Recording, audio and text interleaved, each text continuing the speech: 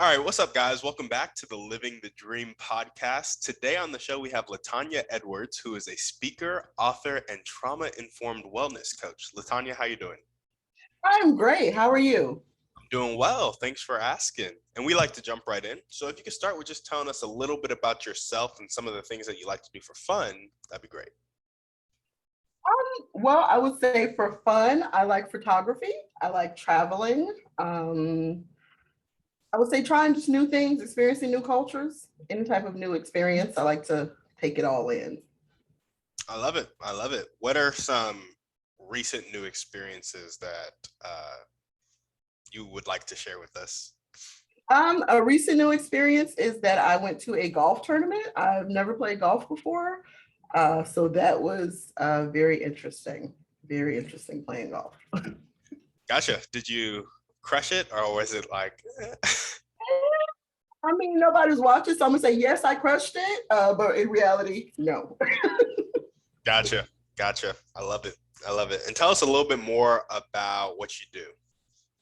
Well, I'm a trauma-informed wellness coach, which means I provide life coaching, which includes stress and anxiety management, energy and fatigue, health coaching, which could be weight loss, still that goes into energy and fatigue as well, self-esteem, self-image, just all around wellness. And I tend to focus on survivors of sexual trauma, but I can work with anyone. I love it. I love it. And what does your coaching practice generally look like? Like, is it a call every couple of weeks? Is it group stuff? There is actionable steps. So I have one-on-one clients. I also have a group. And in that group, they get assigned homework, kind of, not really homework, but it's actionable steps they can take to kind of move their life forward. And we do a weekly call. Awesome. Sounds good. And tell us a little bit about your motivation for being a wellness coach. What gets you up and keeps you going every day? Well, my motivation is helping other people because I'm a survivor of sexual trauma. So I realized there was a gap between the steps that they give you in therapy for healing and actual healing. Most people are just coping and kind of getting through their day. So my motivation is helping people not just cope, but to thrive. I see. Tell us a little bit about the gap that you experienced and how you came to the conclusion that you needed something more, and then how you went and got it. So the gap is, they tell you, okay, don't lay in bed all day in the dark, right? So you're not supposed to lay in bed all day in the dark. Get out and exercise. Okay, I know I'm supposed to get out and exercise. It releases chemicals in my brain. It'll make me feel better. But when you're in a dark, dark place, it's hard to want to climb out of that dark place. It's hard to want to get out of bed. So I knew all the things I should be doing to feel better, but actually doing those things was very difficult. So I had to kind of go through my own healing journey, and I ran into a wellness coach who kind of helped me bridge that gap between, like I said, coping with daily life and actually thriving, actually being happy, because most people are not happy in their daily life, unfortunately. They're kind of just on a treadmill. They just go to work, go home, go to school, whatever. But they're not actually experiencing life. They're just surviving. So I didn't want to do that anymore. I kind of wanted to get off of that track and I wanted to be happy. Gotcha. I love that. And what is one of the first steps that people need to do to start thriving instead of just being on the treadmill? I would say be honest with themselves. Anything that you have experienced, accepting something has happened doesn't mean that you wanted it to happen. So any trauma that you've gone through, anything that you may be dealing with, you have to accept that it's true. Not that you wanted it to happen, not that you liked it or whatever, but that it's just a fact. It happened. And that kind of gets you out of denial. And once you're out of denial, then you can be angry, you can be sad, you can start to go through all of those phases that actually gets you to happiness. Gotcha. So just being honest with yourself. Yes, and that is telling ourselves the truth is actually probably the hardest to do, because we lie to ourselves more than we lie to anyone else. Yeah, I feel that. I feel that. What are some tips you have for people that are lying to themselves, even though they think they're being honest with themselves? I would say honest self-assessment. What needs to be changed in my life? What do I need to change about myself? Um, what could I be doing better? What could I be doing different? Who needs to be removed from my life? What am I putting up with that I shouldn't be putting up with? Who am I associating myself with that I shouldn't be? Like what no longer serves me in my life? And why is it still in my life if it's no longer serving me? I love that. I love that. Well, tell us a little bit about your dreams and your goals with your wellness practice and your life in general. My dream is actually to buy an apartment complex in the next couple of years. And the reason I'm buying an apartment complex is because I want to fill that apartment complex with teenagers that are transitioning out of foster care. Because a lot of times when kids go out of foster care, they're either in a halfway house or they're homeless or they're kind of pillar to post. So I want to set up some type of transitional housing and I want it to be an apartment complex so that they are actually getting a real experience of living in adulthood. And I want financial literacy and counseling and all the things they may have missed along the way growing up so that they can actually transition into adulthood without having to do it alone. I love that. And what first put you on to this dream and goal, and how long have you wanted to do it? I have been working towards this for a while now. And what put me on to it is because I've been on my own since I was like 16. I joined the Navy at 17. Me and my mom didn't really have a good relationship, but one thing that she did do for me is sign the papers for me to join the Navy. So being thousands of miles away from my family and on my own, there were times where I needed things that I didn't have. I needed a support system that I didn't have, or financial literacy. Somebody to say, "Hey, probably don't do that. That's a bad idea." You know. Yeah. So I would say homeless teenagers is kind of a soft spot for me because I felt that way. I've been homeless at some point in time. So Yeah, absolutely. I feel that. Tell us how big you want the apartment complex to be and how you plan on buying it. I will say, maybe like 40 or 50 units, maybe 100. I want something reasonable. I don't want too many. I want something manageable. How I plan on buying it is actually traditional loans, maybe some government funding, but my first course right now is just a kind of traditional method of buying it. And if I can get any type of funding or government grants, then I will do that. Gotcha. Gotcha. Have you ever heard of apartment syndication? What is that? I'm gonna say, what is that? Yeah, real estate investors buy apartments all the time, obviously, because they're real estate Yeah. investors. But they go in with other partners, so they don't buy the stuff themselves. They use other people's money, and I'm sure. Well, usually when you do this, you're offering them like a 10 to 15% return, which obviously you wouldn't be doing because Right. you're not renting out to tenants. But I'm sure you'd be able to find some that would partner with you to provide that 30% down payment, like some type of foundation or something that could. Yeah, I would say I do have a couple of partners. And my thing with looking for partners is most people want profit. They're focused on money. So if I could find that perfect partner with the charitable spirit in mind, and this is not necessarily about making money, this is about helping people, then that would be perfect. But some people I run into it's just about money.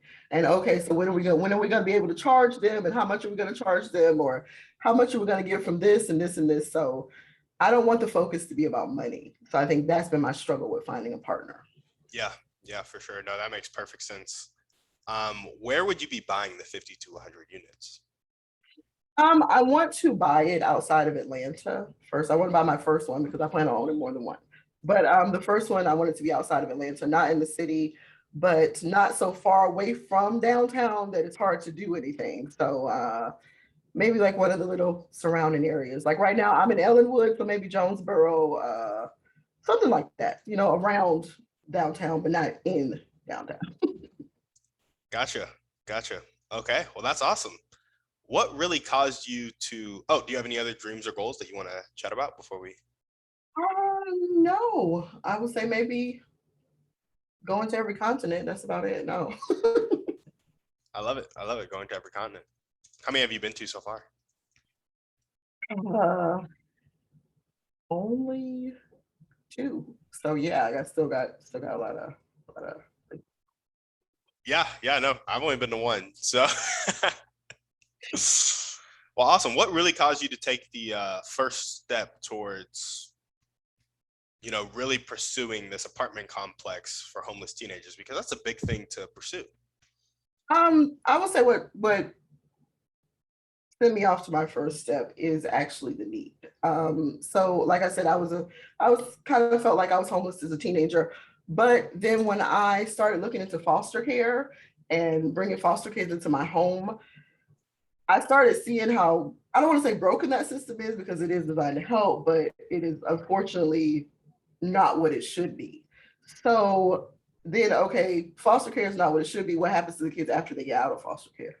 Like where if they don't have like a family to take care of them or whatever else, what happens to them, even though they're a ward of the state, they don't have any kind of support system, they don't have any kind of direction. So a lot of times they wind up homeless or, kind of working 2 or 3 jobs, doing things that they don't really want to do.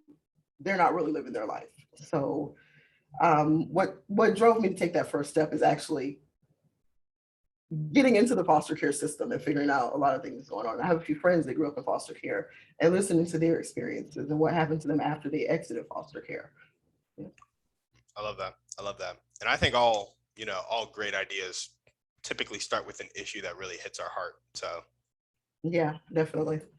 awesome. Awesome. Well, if there were one or two people that you could meet right now, or one or two types of people that you could meet right now that would really help you get the ball rolling on this apartment complex for homeless teenagers, who would they be and how would they do it? Um, I would say if there was someone I can maybe like an angel investor that it's like, oh yeah, here's this money, do this thing, that's definitely one type of person. If I can meet anyone and just talk to them, I think maybe we'll say Oprah. And the reason is because she started at school in Africa. So I would like some personal insight into her mind. I think. Yeah, for sure. I love that. That's like the seventh time Oprah's been suggested on this podcast. Eventually, she's going to be like, okay, I'm just going to meet Timmy so I can meet all these people. I love it. I love it. And do you know how much money you would need from that angel investor for the down payment and the operations of the apartment complex? I would say about $2 million Love it. just to get it up and running for the apartment complex. Like I said, I want financial literacy, I want counselors, I need to furnish these apartments, lights, everything that maintenance, everything that goes into actually owning a building, has to be paid for. And then heating and furnishing and everything else, sometimes maybe even clothing. So yeah.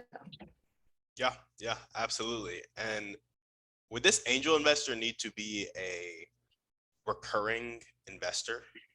So like the next year you would need X amount of money and the next year you'd need X amount of money? Or would it be like 2 million and then they're out? 2 million in there out because then I'm working on finding other funding, other investors. So it wouldn't need to just be one primary investor all the time. Gotcha.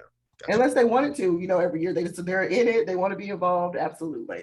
But no, I would say they wouldn't need to every year after year keep investing now. Gotcha. I love it.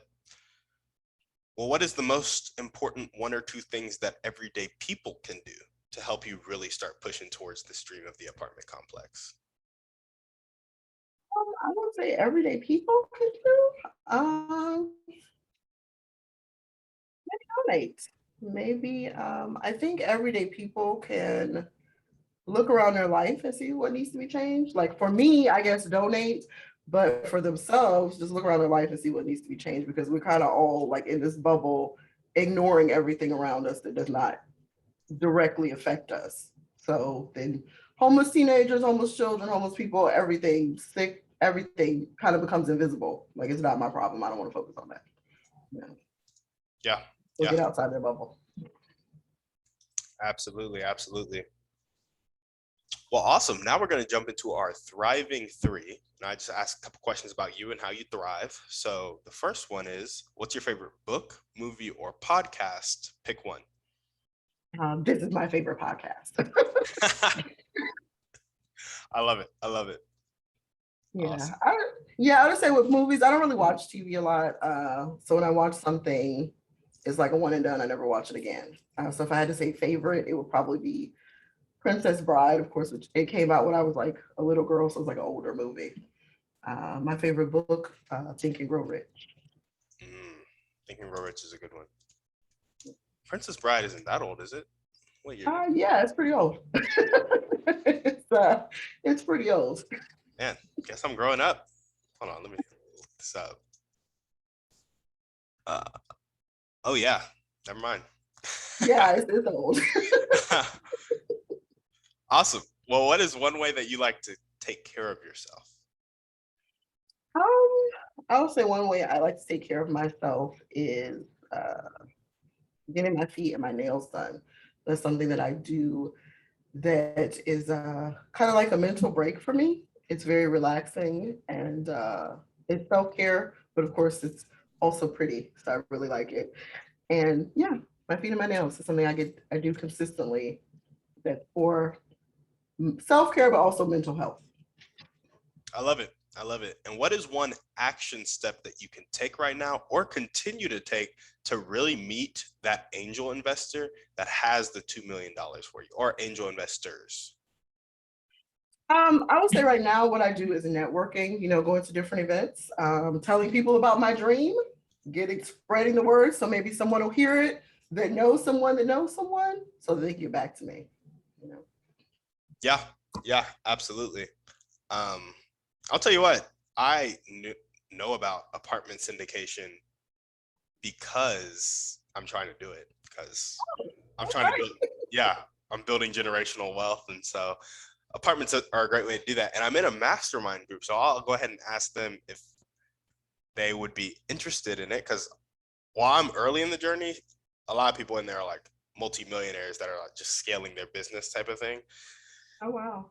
Yep. So I'll go ahead and ask them if they're interested, or if they know anybody who's interested, and if they know any creative ways to do it, because there might be ways to like produce revenue without putting it on the teenagers.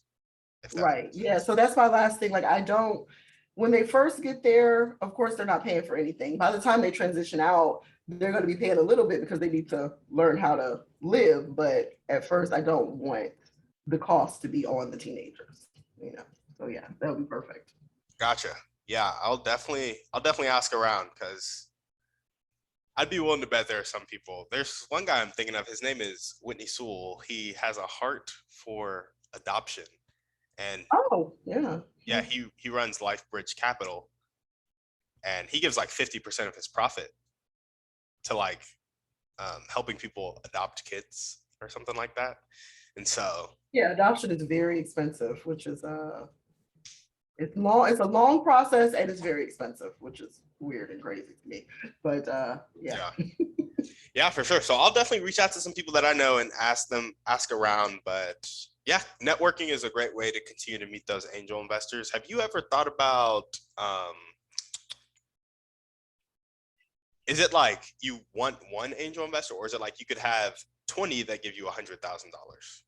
Oh, I can have 20 to give me $100,000. I think it would kind of depend on what they're expecting their return on investment to be.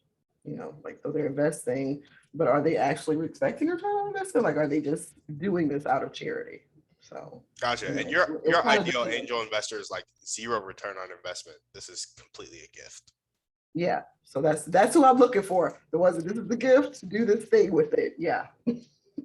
Yeah, for sure. I love it. I love it. Well, awesome. Is there anything else you want to chat about before we sign off? No, I would say I would like to mention the startup that I'm a part of, which is the Girl app. And it is for everybody, but it focuses on Black and Brown people and self-improvement, moving forward. Every topic that you can possibly imagine, we're talking about. So it's the Girl app? Yeah, the Girl app. It's GURRL. Girl app. RRL. Awesome. Tell us a little bit more about it. And like, when I download the app, what do I get on there and do, et cetera, et cetera? So when you download the app, it's basically kind of like, so it's not social media, so I don't want to say social media, but it is different rooms. Maybe Clubhouse is a very similar thing, but the difference is it's on video. So for example, my room, I am talking about thriving, getting over sexual assault, sexual trauma, sexual violence. Someone else could be talking about um, whips and chains, who knows, like whatever their topic is, another person could be talking about beauty, hair, nails. So whatever it's a lot of different topics. So my topic is the one that I actually really know about because it's my room, but it's every topic that you could possibly imagine. And it's been released to, the beta testers, but it's not public yet. So. Gotcha. Do we have an expectation date for when it'll go public? I think next year. Right now, everyone can enroll like in the beta testing part of it. It's a yearly subscription, and I believe it's like $50 for the year. So. Gotcha. I love it. Well, that is awesome. Thanks for sharing that with us. No well, awesome. problem. Latonia, thank you for coming on the show. If you guys are listening to this and you vibe with Latonia's dream, you were like, yo, I have a heart for homeless teenagers too. Let's try to get them in this apartment complex. And you happen to have $100,000. That would be fantastic. But also, if you know somebody, make sure to make that connection with Latonia, and any ideas back and forth, any connections that you have would also be great. As we always ask, send this episode to 1 or 2 people that you know need to hear this message. And finally, leave us a 5-star review on iTunes. Thank you guys for watching. Latonia, thank you for coming out. Thanks, Tim. Thank you. We're out.